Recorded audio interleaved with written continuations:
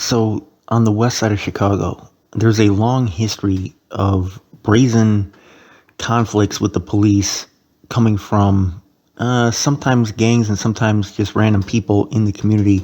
And this goes back years. We had Angelo, the chief of the Four Corner Hustlers, plotting to blow up a police station. We had the incident that took place several years ago where the police pulled up on some guys to arrest them, and their homies from the neighborhood surrounded the police with guns and forced the police to let their homies go. We've had shootouts on the west side with the police. We had the situation where the guy who was a west sider recently, I reported on the channel, kicked out the window of a police car and escaped. We've had all types of crazy things go down on the west side between the community and the police, and we just had another crazy incident like something out of a movie yesterday, because the police were conducting like a SWAT team exercise inside of a facility over at Homan Square. And this is a very famous and notorious location for CPD because there were secret interrogations going down at that site, which became it put out a lot of very negative publicity for the police, that they're still trying to, repair the wounds from that, that caused with the community, the rift, till this day. But that's a whole nother video that I'm probably going to get to at some point in my Chicago history series.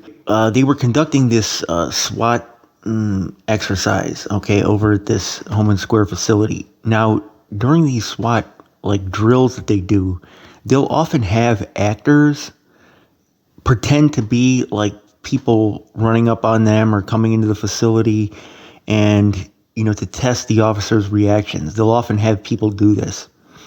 And that happened yesterday, except that the person coming into the building wasn't an actor. It was just a random guy from the community who actually grabbed several of the police's guns from the table and ran up in this place.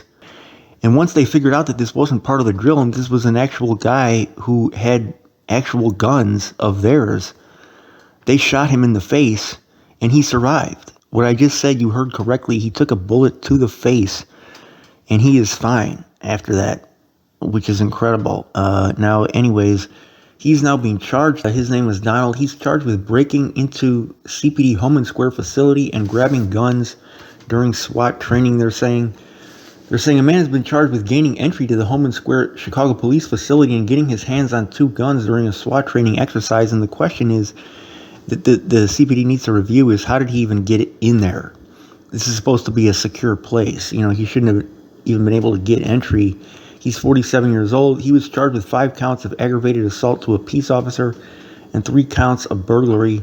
Chicago police say that around 11:30 a.m. Tuesday, he walked up to the security shack outside the Homan Square facility near Homan Avenue and Fillmore Street and asked where he could go to receive property that was being held there. After the guard directed him to the public entrance on the other side of the building, the man instead walked west toward Homan Avenue and came across a fire escape where he manipulated several nearby items to enable himself to reach the fire escape's metal stairs, pulled them down, and climbed up to the 5th floor, where he walked in through a door that had been propped open for ventilation because that floor has no windows. So that was why the door was open, and it supposedly, apparently, was not accessible from the street because the stairs, there was no access to the stairs from the ground, but this guy was able to create that connection for himself and climb up to the stair level.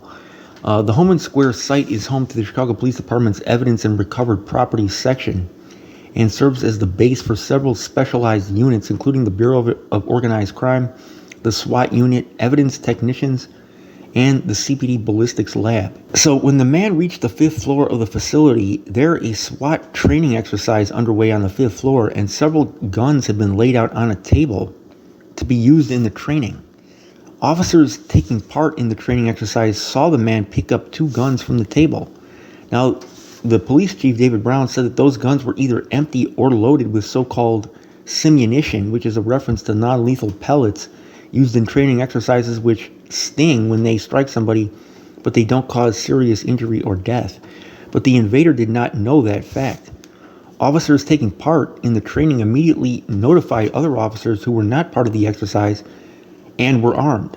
those officers immediately responded, and after the suspect pointed the two guns at them, at least one officer shot the man. So Donald was taken to the hospital, and despite being shot in the face, his injuries were not life-threatening. One police officer who sprained his ankle while responding to the incident was taken to the hospital, and the chief said that it's possible that officers taking part in the training believed that he was part of the exercise when they first saw him.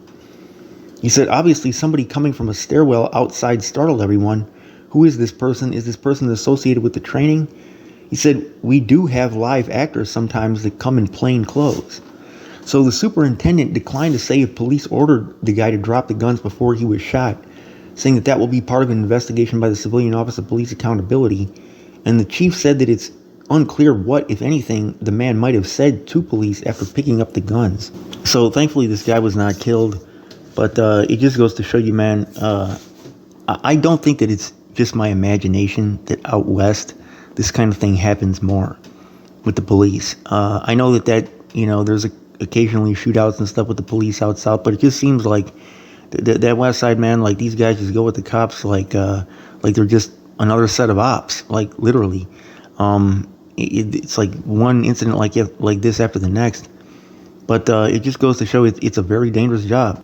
Whether or not they did the right thing in shooting the guy, if the police knew that those guns were unloaded or filled with this ammunition that was not lethal, to me, it's not excusable to shoot him.